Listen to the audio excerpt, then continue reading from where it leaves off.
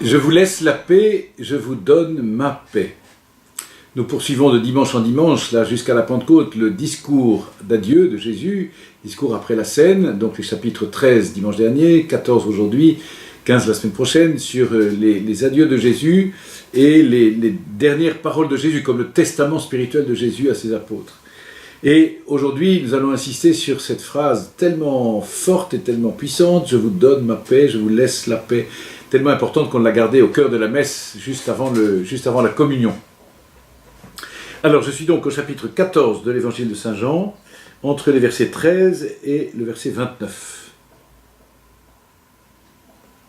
« Si quelqu'un m'aime, il gardera ma parole.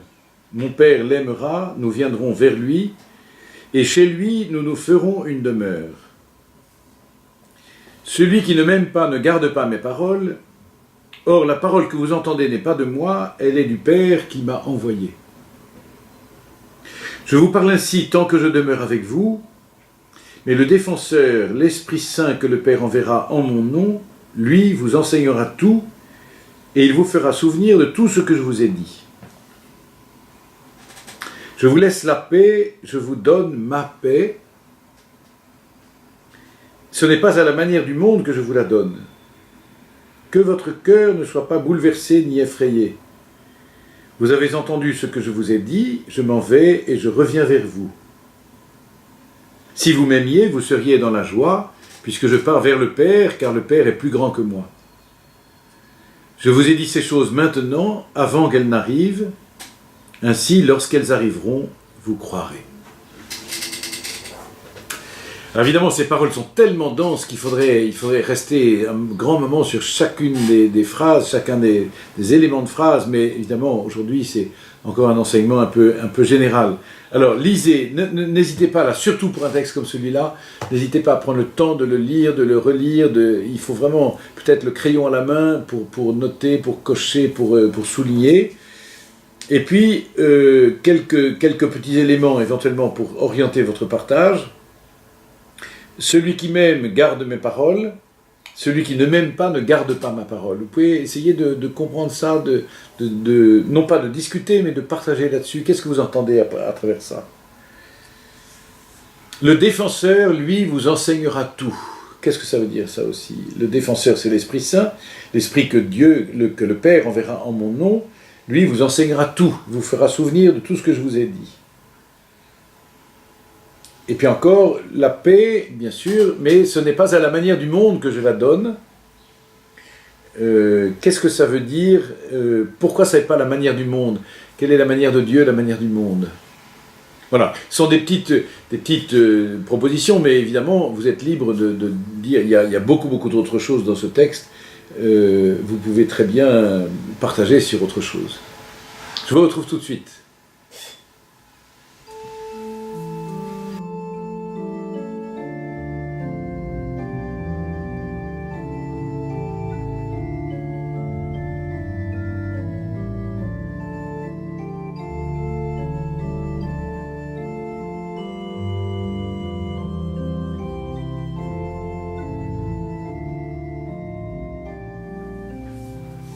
Alors d'abord, si quelqu'un m'aime, il gardera ma parole. Qu'est-ce que ça veut dire ça?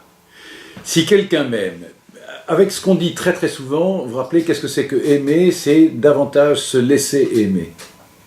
Si quelqu'un m'aime, c'est au fond, si tu m'aimes, c'est parce que tu te laisses aimer par moi. Celui qui se laisse aimer par moi, il gardera ma parole. Qu'est-ce que c'est la parole? C'est la parole que je lui ai donnée, c'est la parole de Dieu, c'est la parole de mon Père. C'est la parole d'amour. La parole de Dieu, c'est la parole d'amour. Dieu est amour, la parole de Dieu, c'est la parole d'amour. Vous vous rappelez ce qu'on a dit déjà souvent, mais je le redis ici tellement c'est important. La parole d'amour, c'est la parole qui fait exister. Le Verbe,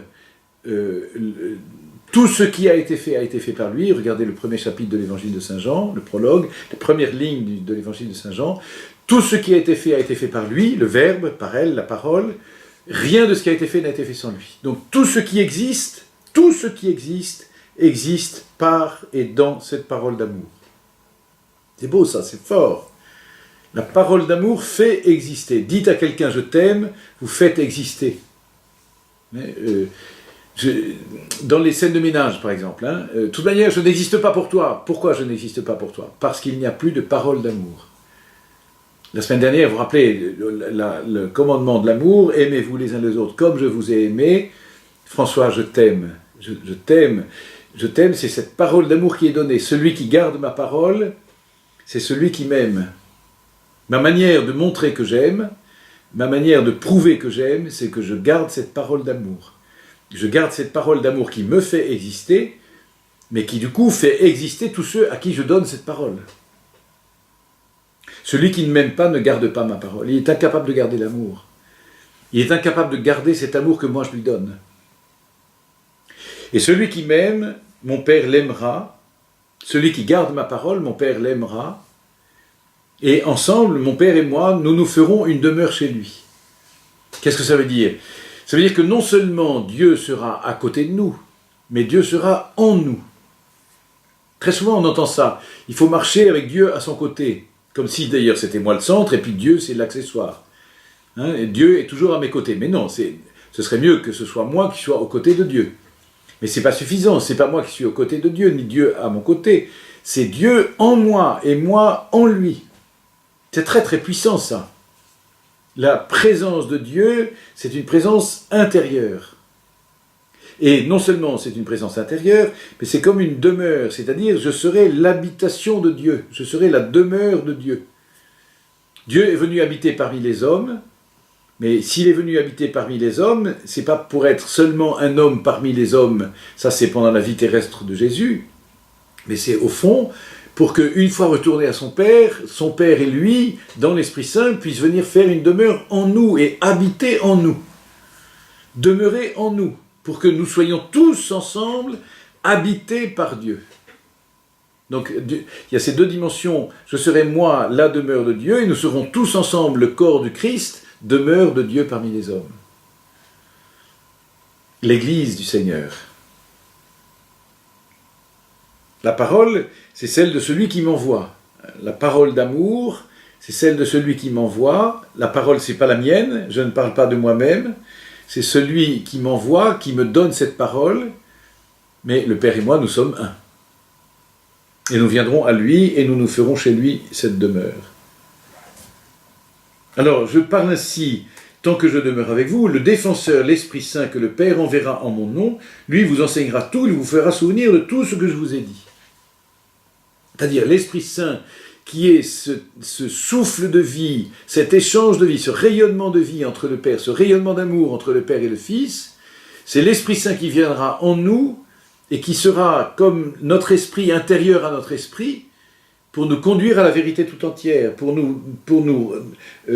il nous enseignera tout, nous fera souvenir de tout ce que le Seigneur nous a dit. Le Seigneur, l'Esprit parle à notre esprit. Et l'Esprit en nous, dira saint Paul, qui crie « Abba, Père ». Alors on comprend mieux cette parole que Jésus dit maintenant. Je vous donne la paix, je vous donne ma paix, je vous laisse la paix. Ma paix, c'est quoi? Au fond, mais justement, cette paix stable, cette paix durable, cette paix authentique, c'est la présence de Dieu en nous. Celui qui possède cette présence de Dieu en lui, celui qui est habité par Dieu, il est en paix. Alors c'est pour ça que ça n'est pas à la manière du monde que Jésus nous la donne, ça n'est pas une construction de paix comme les paix politiques ou les paix de ce monde qui sont finalement des armistices plus ou moins provisoires, des équilibres plus ou moins stables. La paix que Dieu nous donne, la paix que Jésus nous donne, c'est cette habitation de Dieu en nous et c'est pour ça qu'elle est un don, elle vient d'en haut. Ce n'est pas quelque chose qui se construit d'en bas, c'est quelque chose qui vient d'en haut. Et ça c'est absolument fondamental de le comprendre. Il faut que je puisse m'ouvrir à la paix. Mais la paix, ce n'est pas quelque chose que je construis par mes actions, ou par mon intelligence, ou par un jeu d'équilibre savant. C'est en m'ouvrant à cette présence de Dieu que je reçois la paix comme un don. Comment est-ce que je peux m'ouvrir à ce don? Si je garde sa parole. Si je garde sa parole, alors... Si j'aime Jésus, je garde sa parole. Si je garde sa parole, le Père et lui viendront pour faire en moi leur demeure. C'est du coup le commandement dont on a parlé la semaine dernière, le commandement nouveau. Je vous donne un commandement nouveau. Aimez-vous comme je vous ai aimé. Si vous vous aimez les uns les autres, vous gardez ma parole. Si vous gardez ma parole, alors vous recevez la paix.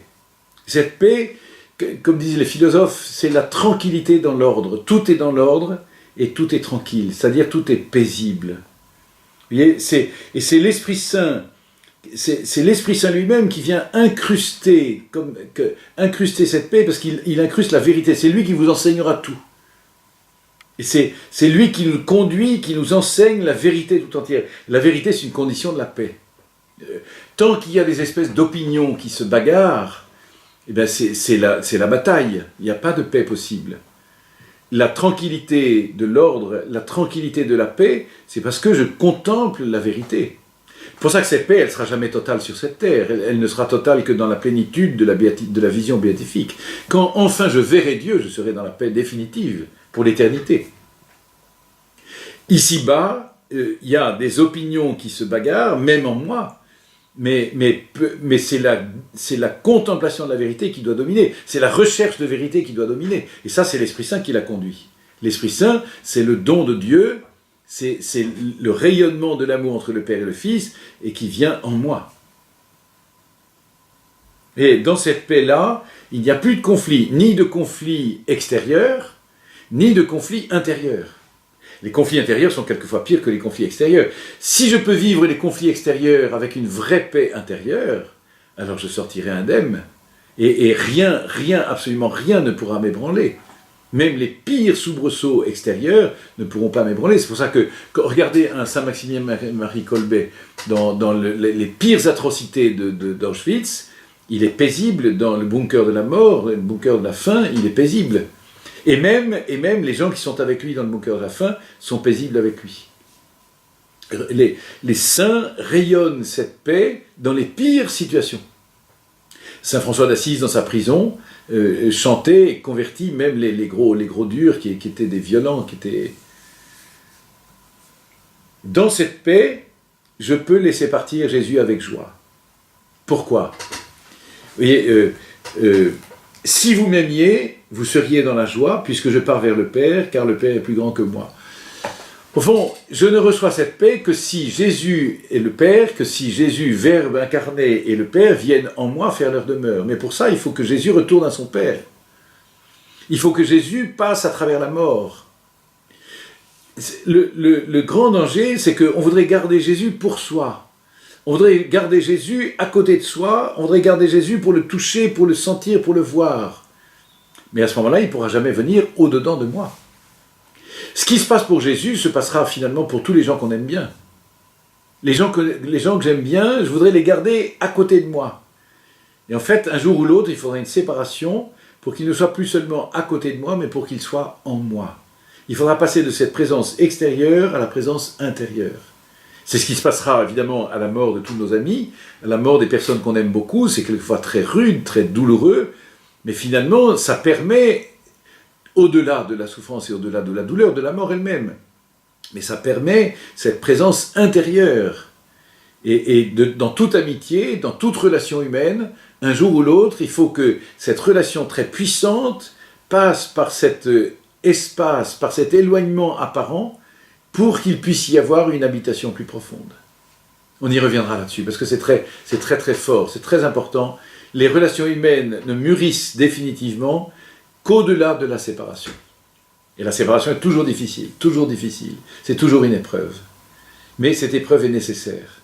Et les apôtres vont l'éprouver avec Jésus. Ils vont mettre du temps, ils vont mettre du temps à comprendre. Ils vont mettre les 50 jours après Pâques, jusqu'à la Pentecôte, quand l'Esprit Saint viendra effectivement en eux, leur enseigner tout et leur faire comprendre ce que Jésus voulait leur dire.